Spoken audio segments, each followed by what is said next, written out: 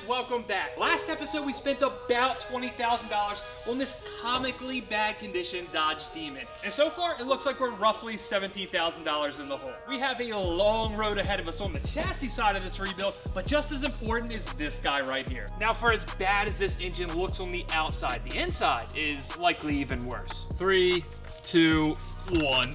Oh. Am I optimistic? Absolutely not. But can it really go any worse than the transmission? Either way, we're getting this Demon back on the road, but today's gonna be the day we learn if this is a really bad decision or quite possibly the worst purchase of my life.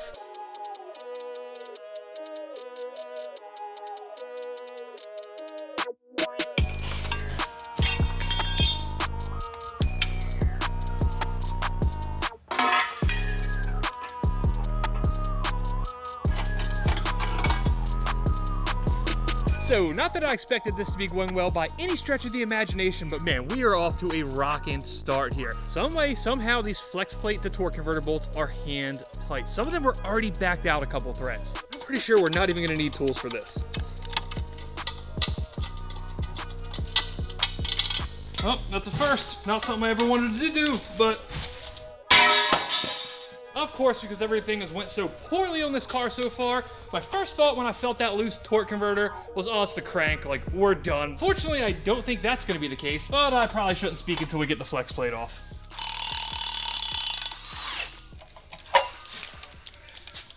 Exactly how I meant to do it. Well, hey, the rear main seal's not burnt out of it. Actually shows no signs of heat damage whatsoever back here. I mean, this could have went worse, right? Do we trust this flex plate? We just had some actual good news on this car. Not all burnt up back here? No. Yeah, I can't sell it. Nobody's buying this. We all know that. Some insurance adjuster checked his email, so they paid what for this car?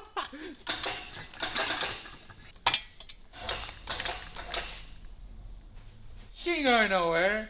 Well, I mean, if you say so, Fernando. No, I'm not sure. If this falls on my foot now, no, you guys know who to blame.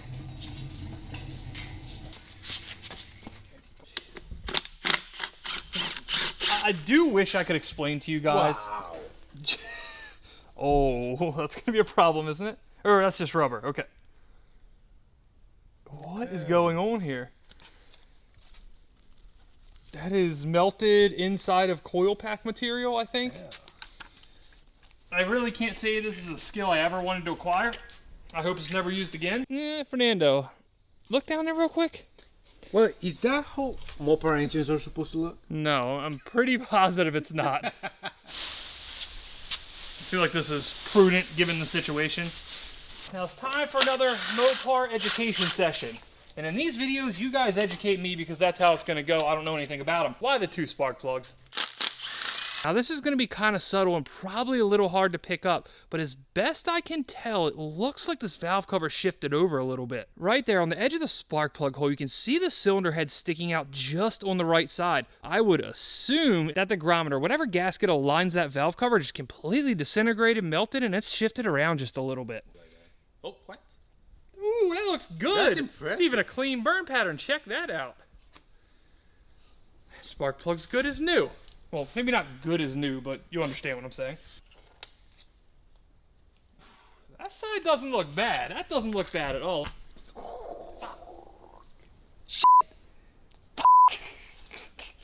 There we are. There's the one. Bueno, no bueno. This is the only really bad one. Man, I honestly thought we were about to get lucky. Let's see how she leaks down. You know what cylinder we're starting with, obviously. Yep.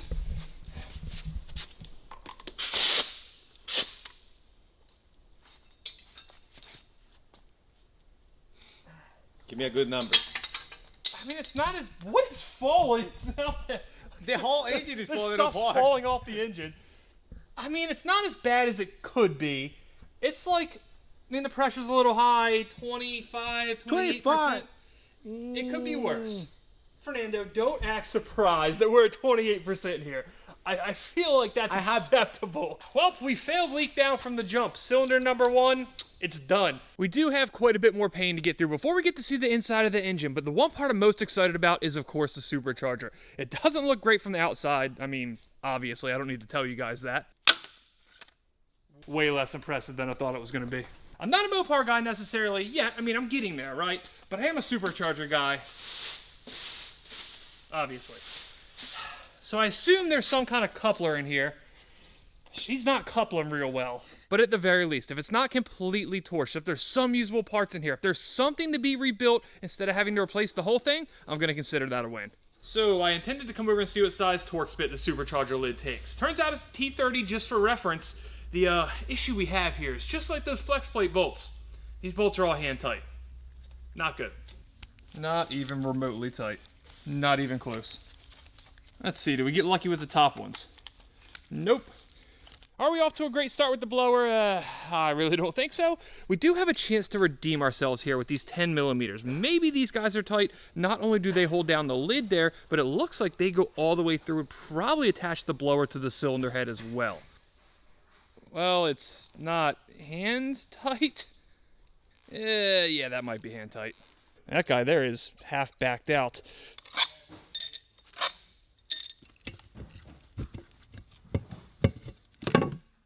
All right, guys, fingers crossed, please, for my sake.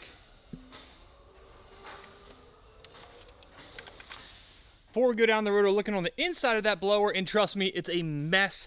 Look at the inside of this lid. It is like heat treated. It looks like a titanium exhaust, though that's not the color I want my cast aluminum. Other than that, it honestly doesn't look too bad. You see bits and pieces of gasket. I believe that might be the brick gasket there. This is the lid seal gasket. It's just, I mean, destroyed, as you would expect. We will have to check this flange here for flatness to make sure this didn't warp as I give it a good smack and stuff comes raining out of what I presume is the bypass valve. Unless it is completely locked in place when it doesn't have power to it, it is absolutely seized. Not that we had any delusions whatsoever of that actually being good. All the electronics there are just completely gone, completely melted. But other than the cosmetic damage to the lid, I think we're actually not in too bad a shape on this. One other pretty irrelevant but kind of interesting note is this is, I presume, maybe an IET sensor, maybe a pressure sensor. The sensor is nowhere to be found, presumably somewhere melted to the engine. There's the metal insert of the sensor. If you're as unfamiliar with this platform as I was up until recently, and by recently I do mean this morning, this is the 2.7 liter blower. It's the same one that's on the Red Eye, and it's a massive upgrade for the Hellcat guys. I mean, it's pretty much what we expected. The gasket just chipping away, there's nothing left. The front brick gaskets are still orange and actually still intact-ish. As for the rear brick gaskets, well, you can see what they look like. They're pretty much just like those coil packs, they're just chipping away. But I do believe that may be the extent of the bad news we have here, at least as far as the Supercharger goes. If you look at the actual rotor pack in there, which is by far the most important part of this whole deal, it's actually in really good shape. There's really no scarring whatsoever. It looks like a good low-mile blower. And now that we're inside of it and actually see this thing operate, it makes me think I just didn't have a great understanding of it yesterday when I was talking about this guy right here. If you start spinning this pulley counterclockwise, it pretty much doesn't move. Switch back to clockwise and it does its things. Quite possible there's something in here like a directional coupler. Another piece of what at least at this point seems like good news, these intercooler bricks here, they fit really tight. There's absolutely no way any of that junk got down into an intake port.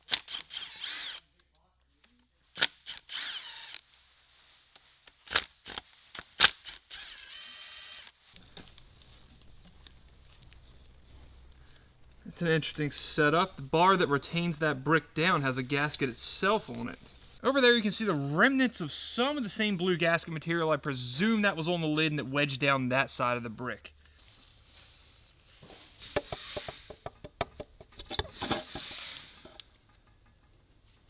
It's going to be really hard to see it. So we have the blower itself off, but if you look down into the intake ports, it looks really, really good. The ports, the valves, they all look brand new. I have to presume this was a really low mileage car. One thing we'll definitely have to either modify, replace, fix is this coolant crossover pipe, whatever you want to call it, on the back of the Supercharger.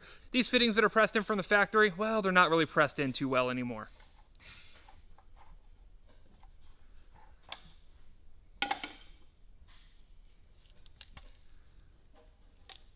I'm not sure at what temperature the cast aluminum like this starts just melting or decaying, but I have to imagine that that aluminum right there is part of this that has quite literally started to melt and run off.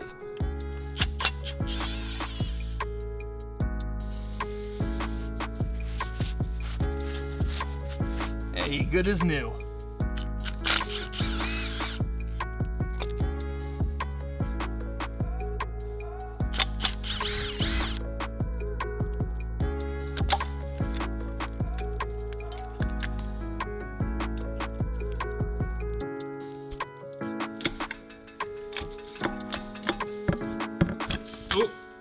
we go.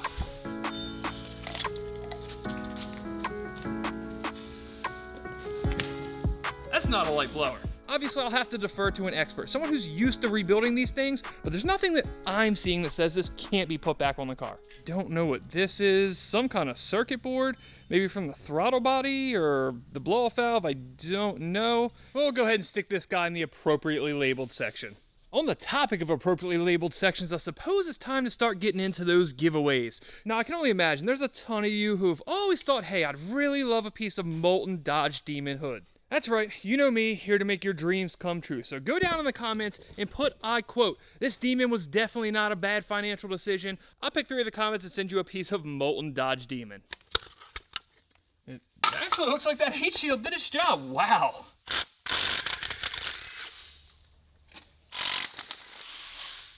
Are they completely jacked up on the inside? Yeah, I'd say that's a good possibility. But hey, at least we got some heat shields, we got brackets, we got hardware, we know that stuff's good. I'm sure we can get ourselves a nice set of aftermarket motor mounts. The exhaust ports, not bad. Just for the simple fact that there's not rust, there's no water coming out of them. Again, W. Yeah, the old force it through the burnt plastic method.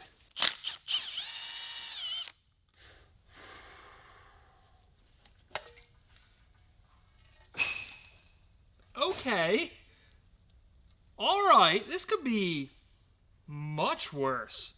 All that water that was in the engine, I presumed it went in right through here. I figured that was some big gaping open hole. That plastic cap melted down right here through this baffle. That's the remnants of it right there. I'm not positive that that wasn't completely sealed. Now, the only question I'm left with is if water was able to get into that hole and then come all the way down here to this big, gaping, definitely not sealed hole. Otherwise, I suppose when that gasket burnt through, because there is pretty much not a gasket left, I suppose it could have got in that way.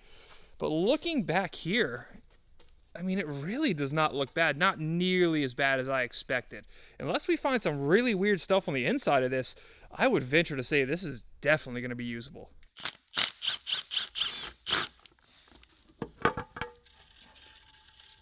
Hey, even better than the last side. Other than some minor rust on the push rods and some dirt, some melted plastic, some melted aluminum dust that fell in when I took off that valve cover, it really just looks like a good, low mile, and dare I say, well taken care of cylinder head. But at the end of the day, that's all fine and dandy. What this really comes down to is the bottom end. If we pull these heads, if we pull that oil pan and the bottom end is just rusted, trashed, well, then we're gonna be in a tough spot.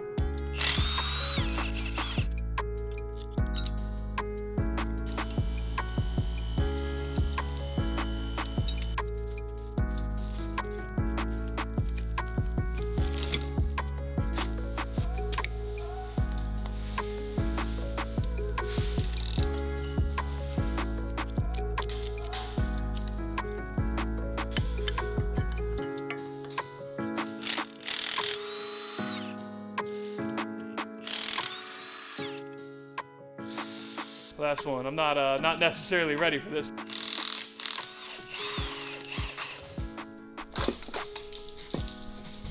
Hey, that's the right color wet stuff. It's not brown or rusty. Okay. A little orange sludge, honestly, never really hurt anybody, right guys? It's not that bad. And other than the, water in here, the cylinder walls look great. We know it hasn't sat in there that long. Question is, was there enough, oil residue on the walls where things just haven't got rusty? Well, it's pretty disgusting looking. Ugh. Yeah, that's not ideal at all. We're definitely going to have that worked pretty heavily. But I guess the bright side is, look at these other cylinders. They look pretty much new. As far as I can tell, no long-standing water has been in there. It's really, really, I don't know what to say, coarse down there, though. It's really dry. Whatever that is right there, that's the worst of it. That definitely catches a nail big time, but it is on top. That's not dug in. It's not scored. So I guess there's reason for hope here. I'm hoping we could hone that, go slightly over, and be good to go. But obviously, I can't make that call. We need to take it to a machine shop. I am fully open to machine shop suggestions pretty much anywhere in the country, Mid-Atlantic, East Coast preferred. So shout out your favorite Mopar machine shop down in the comments. What I'm worried about now, down there, the crank. Once we flip this thing and start getting into the bottom end, that's where I'm scared, Dalt. The amount of water that came out of that pan, Not good. It's possible it could have been sitting, the crank could have been sitting in water. Well, counterpoint there, the water would have been lower, so theoretically that water would have pushed the oil up onto the crank. I think my math's right there, guys, right? Yeah, check the oil before we do that. It is oil, it's not water, so that whole crank theory, it's gonna hold up. There's your proof. Okay, not bad.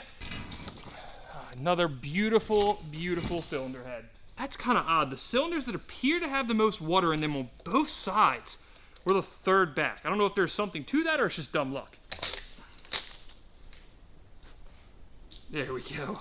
Push all that out. All right, spin it as fast as you can, like this thing's running. Yeah. Hey, that might not have been as good as Fernando's, TMLS, but we're getting there. This side, I would feel confident just running. Can't complain. No, show him the thing. Show him the cylinder wall. That's what we're here for. It's not bad at all. This could be significantly worse.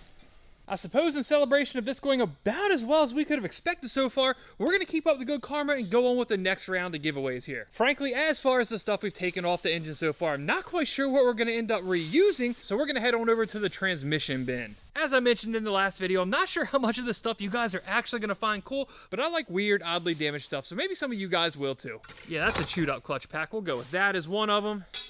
And we're going to go with this gear from who knows where. As for how you win these fine pieces of grenaded transmission, go down in the comments. For the gear here, you gotta comment, I hate Nissan Jukes. And if you don't understand the relevance, well, you need to watch more of our videos. And for the clutch pack here that strongly resembles a piece of abstract art, who knows, maybe this is a museum piece 50 years from now. You gotta comment, I really, really hate Nissan Jukes. I feel pretty confident that we now have the car gods, or demon in this case, on our side, so I suppose it's time to get rid of all these accessories. That water pump housing, the crank pulley, we gotta get the lifters out of it, we gotta get these sensors out of it, and then, of course, it's Judgment Day.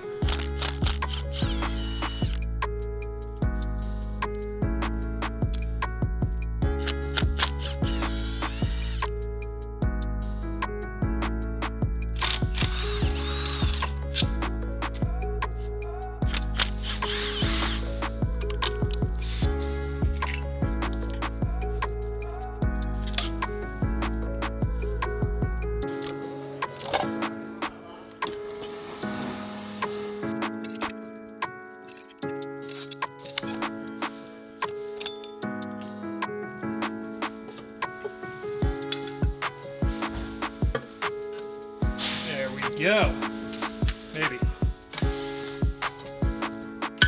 Once again, we pull something off and there's not really anything bad to share with you guys. In fact, the only bad news we have is we ran out of space and had to give ourselves a second little workbench here for the crank, for the oil pan, for the rods, for the pistons, all that good stuff. The lower we get on the engine, the less heat everything took. Even some of the plastic sensors ended up being good. I marked them specifically from where they came from on the engine, right hand, left hand, and front. These guys right here, they're a little questionable. The connectors had a little heat in them. They were a little melty, though they did unplug. The sensors on the front of the engine here, perfectly fine. The inside of that front timing case, absolutely minty. Again, it leads me to believe that this was a fairly low mileage car, though I suppose most demons are. As for the water pump, I don't know that I would reuse this, though I don't see why you couldn't. Once again, very, very clean on the inside, no apparent heat damage on the outside. I think when it comes down to it, the front of this engine just took such little heat that even the pulleys seem to be fine. Unfortunately, as we move around to the side, the compressor, the wiring, the connector there, that obviously took a little bit of heat, and by a little bit, I mean it's pretty much completely melted. Though the clutch itself feels nice and tight,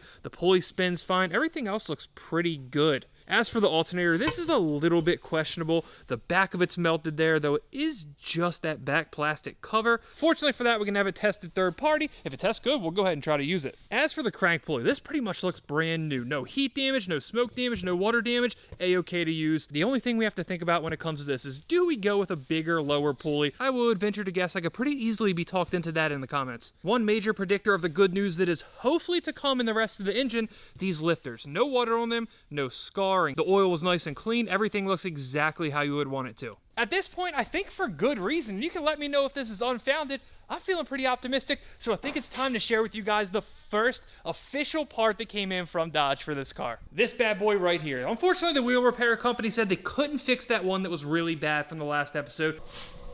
Looks straight. So we were left with having to order one replacement. Fortunately, it got here nice and quick. It honestly wasn't even that expensive. I think it was about 800 bucks. Now, the bigger issue when it comes to wheels and tires on this car are actually the tires themselves. You definitely can't get Demon logo tires. They've been unavailable from Dodge for a long time. Bare minimum, we need at least 3 more, and honestly, I don't want to use that one. But that's enough talk about new parts. We still have ourselves an engine to tear down.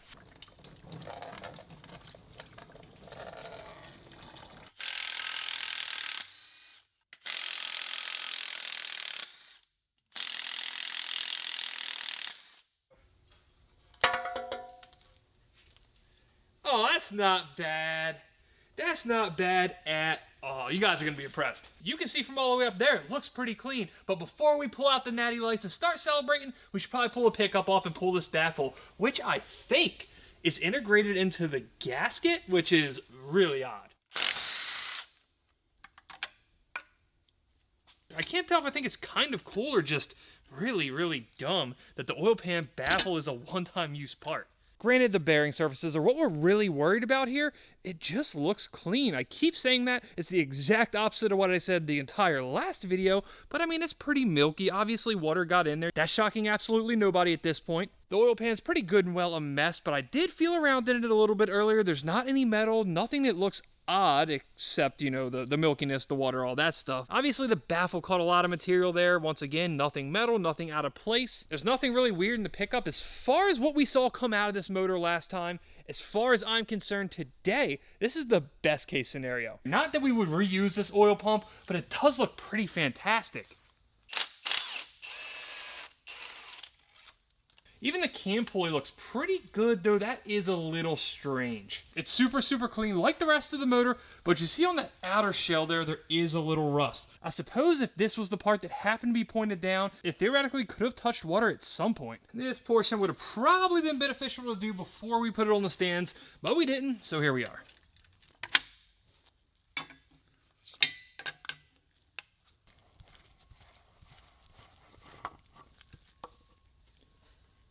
Being that the car never actually ran with water in it, everything in the filter looks really good too.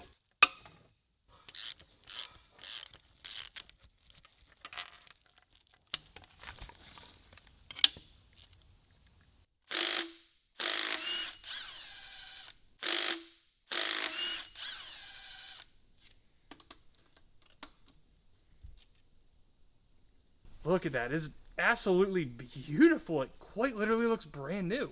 Oh, that feels familiar. That feels real familiar. Don't like that.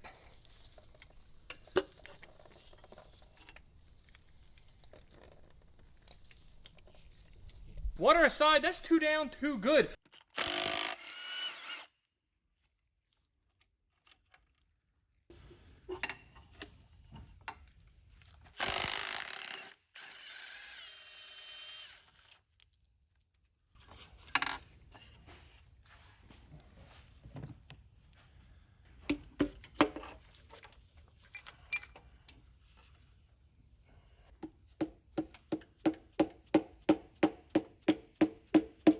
Yet again, everything went perfectly fine. The only rod we had a little bit of issue with was that one that you guys saw earlier with the messed up piston wall. The only thing that's truly concerning about this is I had to use the hammer to get it out. I had to put a rod bolt back in, tap on it a little bit just to free it up. You see the piston rings are all just disgusting and nasty in there. Moving to the crank bearing surfaces, and even the bearings themselves, they're just absolutely phenomenal.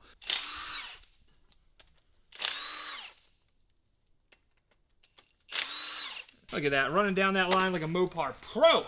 Been doing this for years. That was unintentional.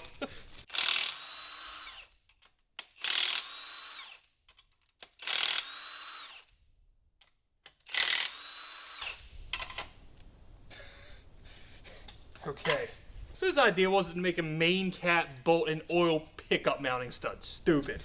If I knew I bought this 15 for a reason.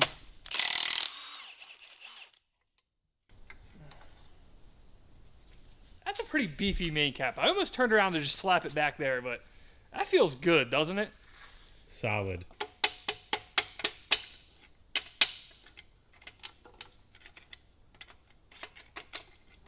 Not a bad system we got going on here now. Bombs away. That's a big crank. It's a heavy crank. There we go. Usually when I say this, it's in a joking manner, you know, like that meme. But it looks good to me. And the inside of the block looks, I guess, how it should, right? You have piston oil squirters, I see. Still far and away, as we've established, this is the worst one. You can see down at the bottom, there's actually a good bit of rust on it, but yeah, it is what it is, right? My standard issue V8 engine, the LS, cams pretty much just fall out of them. This one, you have to put some force on it. Here we are, El Demonio camshaft. Looks good, right? This is some serious artwork here now, right guys? I mean, it didn't look like much when it was sitting on the stand, but this looks pretty awesome. Just in case you're not getting the, you know, same vibe I am from it, well, here you go.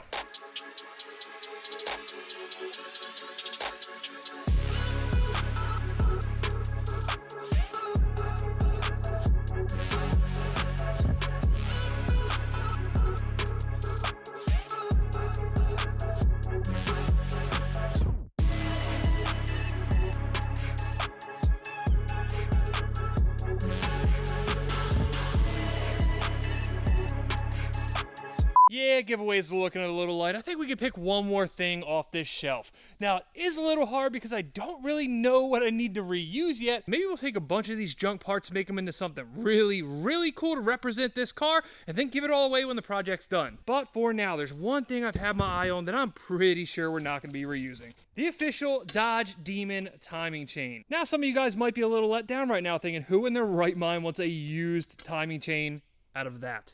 But just think about it for a second. You clean this bad boy up, you throw it around your neck, and you go to the local Mopar meet, you're the man. You might not drive a Dodge Demon, but you can certainly say you have one around your neck. Nobody will understand what in the hell you're talking about, but you will, and that's all right. To earn this bad boy here, you're gonna need to work for it. If you're lucky enough to win that fine piece of jewelry, you need to get your buddy, your wife, a tripod. I don't care if your dog can do it, have your dog do it. You need to put that thing on, and you need to be mobbing like Kirk Cousins after a 105 game. Go down in the comments, tell me what song would theoretically be playing if you happen to win that.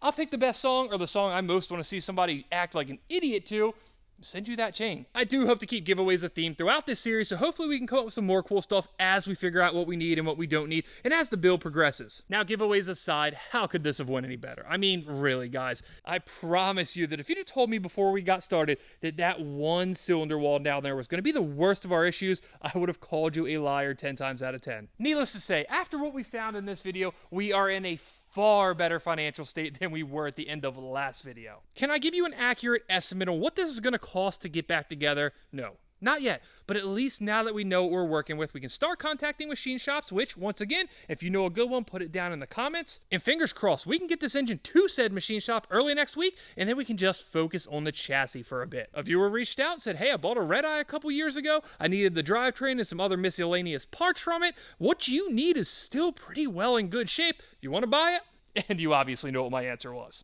That chassis is on its way from Arizona as we speak, so hopefully that's here in the not too distant future as well. Pretty much the only downside to that chassis is it's in way better shape than this one. It's gonna be real f***ing tempting to just build that one. It's the same color, it's wide body, the rear end is flawless. It's also a burn car, but it pretty much only got the front end up here. Assuming you've already watched the last video, you already know how I feel about that. For some reason, after everything we've went through with this car, I still want to build this chassis, assuming we don't find anything that prevents us from doing so when, say, we clean out the interior. But fortunately, we get to make that call together next episode. Either we're going to take a massive leap forward with a newer and better condition chassis, and then we'll be in a really good spot, or we're going to start cutting parts off that much better condition chassis to fix this very, very not good condition chassis. Either way, make sure you go hit that subscribe button so you don't miss any of my future financial mistakes, and until next time, just remember, it's a demon, not Pikachu. I just can't draw.